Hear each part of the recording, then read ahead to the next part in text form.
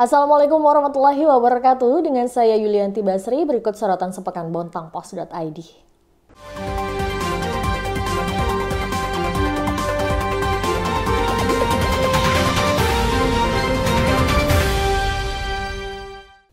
Meski terkesan mangkrak, namun proyek pembangunan Bontang City Mall terus berlanjut, ditargetkan beroperasi pada tahun depan.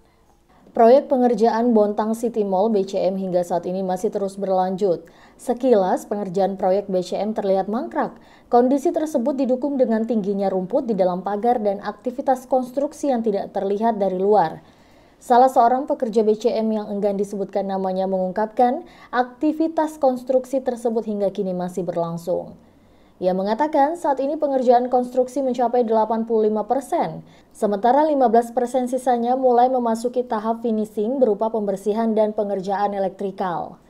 Ia mengaku sebelumnya BCM ditargetkan rampung pada 2021 dan beroperasi pada tahun ini.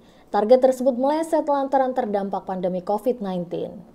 Saat ini terdapat 16 pekerja, 10 pekerja elektrikal dan 6 petugas kebersihan. Semua pekerja lokal, hanya satu dari luar yakni tenaga ahli. Pejabat fungsional ahli media analis kebijakan Dinas Penanaman Modal dan Pelayanan Terpadu Satu Pintu Bontang Karel membenarkan kondisi bangunan 4 lantai itu saat ini masih tahap pengerjaan. Usai melakukan monitoring dan evaluasi lapangan beberapa hari yang lalu, Karel mengungkapkan pihak BCM menargetkan pengerjaan rampung di tahun ini, sehingga pada 2023 sudah bisa beroperasi. Orang dengan gangguan jiwa ODGJ mengamuk di konter handphone di Jalan Ahmad Yani. Akibatnya sejumlah ponsel dan barang konter dirusak. ODGJ mengamuk di salah satu konter di Jalan Ahmad Yani pada Kamis 30 Juni pukul 15 waktu Indonesia Tengah. ODGJ dengan ciri-ciri wanita berambut pendek dan kerap menggunakan kaos dan rok itu merusak sejumlah barang di konter tersebut. Dalam video berdurasi 1 menit yang viral di media sosial, awalnya dia melempar handphone display, lalu kursi-kursi ikut dihempaskan ke arah pegawai konter. Dikatakan Neni, promotor ponsel di konter tersebut, bahwa mulanya wanita yang memiliki gangguan mental tersebut meminta korek. Namun lantaran tidak diberi, lantas dia pun marah. 5 ponsel dibanting, tempat brosur ikut dirusak. Begitupun dengan pajangan tempat HP beserta lampu hiasnya. Menurut Neni, ini sudah meresahkan.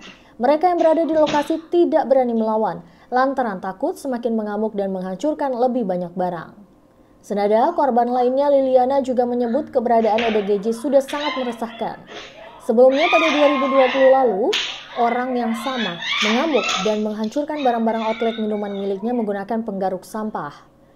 Liliana berharap pemerintah bisa menertibkan ODGJ di Bontang agar tidak mengganggu keamanan warga, terutama pedagang yang kerap menjadi sasaran. Sementara Kepala Dinas Sosial Bahtiar Made mengatakan ODGJ tersebut merupakan warga Kelurahan Berbas Pantai. Sebelumnya ia sempat mendapat perawatan di Rumah Sakit Jiwa Atma Husada Mahakam. Namun saat hendak dibawa ke RSJ di pertengahan jalan malah kabur. Saat ini pihaknya sedang melakukan pencarian terhadap ODGJ wanita tersebut. Adapun tindakan yang dilakukan berikutnya ialah membawa ke RSUD untuk dilakukan perawatan. Jika membutuhkan penanganan serius, maka akan kembali dirujuk ke RSJ. Renovasi lapangan Parkesit menjadi pusat seni budaya mulai dikerjakan. Pemerintah mengucurkan anggaran senilai 2,7 miliar rupiah. Renovasi itu mulai terlihat dari beberapa puing bangunan yang telah dirobohkan, menyusul sebagian lantai bangunan hancur dijebol. Diketahui pengerjaan proyek fisik tersebut dilakukan sejak 10 Juni lalu setelah lelang proyek dinyatakan selesai dan dimenangkan oleh CV Alif Pratama. Kepala Disdikbud Bontang Bambang Cipto Mulyono mengatakan lapangan Parkesit nantinya akan beralih fungsi menjadi pusat seni budaya dengan mengedepankan aspek ekonomi seperti pemberdayaan UMKM.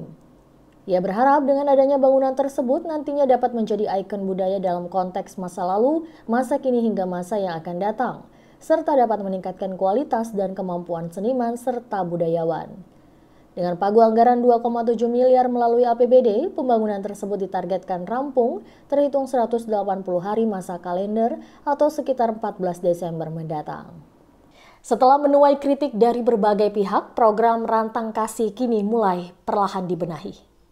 Salah seorang lansia, Solikin, mengaku telah menerima manfaat program Rantang Kasih sejak awal launching. Meskipun lauk makanan yang ia terima saat itu didominasi oleh olahan telur, namun ia mengaku tidak mensoalkan hal itu. Menurutnya, mendapat bantuan dari pemerintah sudah lebih dari cukup. Diketahui warga perumahan BTNKCY Kelurahan Api-Api ini tidak memiliki riwayat penyakit serius, sehingga ia tidak memiliki pantangan apapun dalam menu yang disajikan. Hal serupa juga dialami Winarsi, lansia yang berdomisili di Jalan DI Panjaitan, Kelurahan Api-Api. Saat dijumpai di kediamannya, Winarsi menunjukkan menu makanan yang ia terima. Dari pantauan redaksi bontangpost.id di lokasi, dilihat dari segi porsi, menu yang disajikan terbilang jauh lebih baik dari sebelumnya.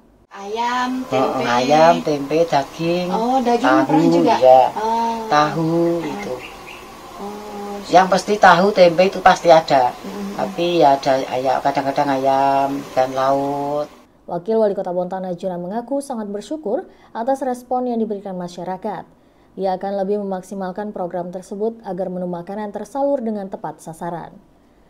Informasi tadi sekaligus menutup perjumpaan kita kali ini. Terus ikuti informasi terbaru kami di www.bontangpost.id. Saya Yulianti Basri, terima kasih. Wassalamualaikum warahmatullahi wabarakatuh.